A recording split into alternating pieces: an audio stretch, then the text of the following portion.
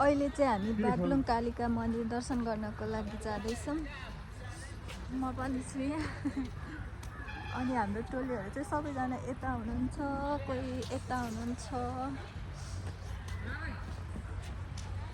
अगाडि देख्नु भएको छ हामी चाहिँ पछाडि जाँदैछौँ बुवालाई छैन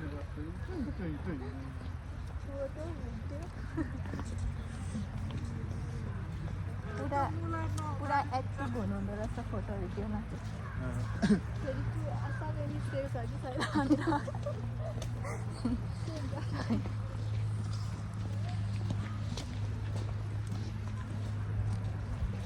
कैसा लग रहा है?